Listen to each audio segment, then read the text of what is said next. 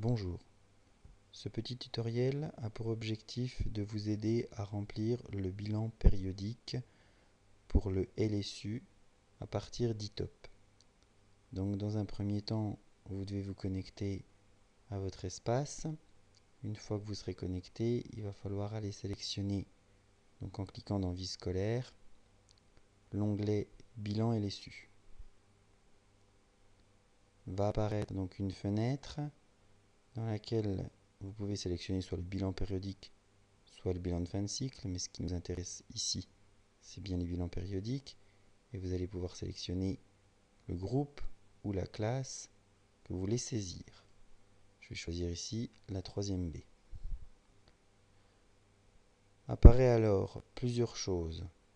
La visualisation globale, la période, donc bien la 3e période.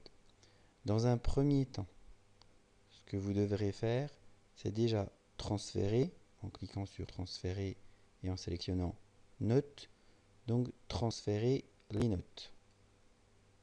La fenêtre qui apparaît là, vous pouvez cliquer sur OK sans aucun problème et vous allez voir donc ici la moyenne générale pour la classe de 3B.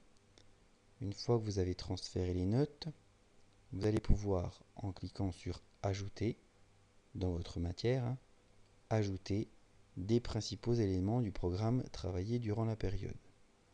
Donc moi je vais en remplir un, voilà, puis un deuxième, par exemple, 2 ou 3 éléments principaux du programme travaillé durant la période par discipline, s'il vous plaît. Sinon, si vous en remplissez plusieurs, enfin un assez grand nombre, les bilans vont être très longs. Voilà, donc 2 ou 3 par discipline maximum. Merci.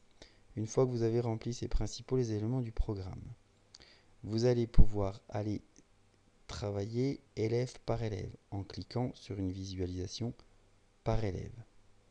Voilà. Donc, le premier élève apparaît. Vous voyez qu'il y a les 2 éléments du programme que vous avez remplis au préalable et vous allez pouvoir maintenant remplir son appréciation générale.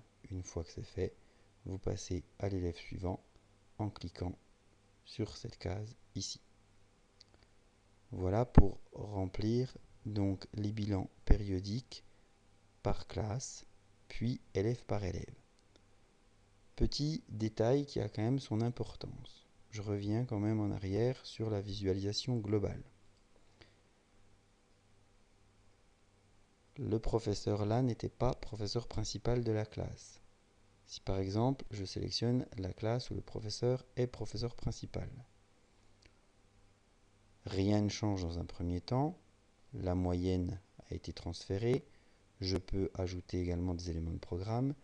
Mais lorsque je vais aller visualiser élève par élève pour remplir donc les appréciations individuelles, il va apparaître donc le bilan de fin de cycle pour cet élève. Ces cases-là, on n'y touche pas, on n'a pas besoin. Nous, on ira donc remplir les bilans de fin de cycle par l'intermédiaire de cet onglet-là, bilan de fin de cycle, et on le fera avec les professeurs principaux de 3e et de 6e cette année. Voilà, je vous remercie et bon travail à tous.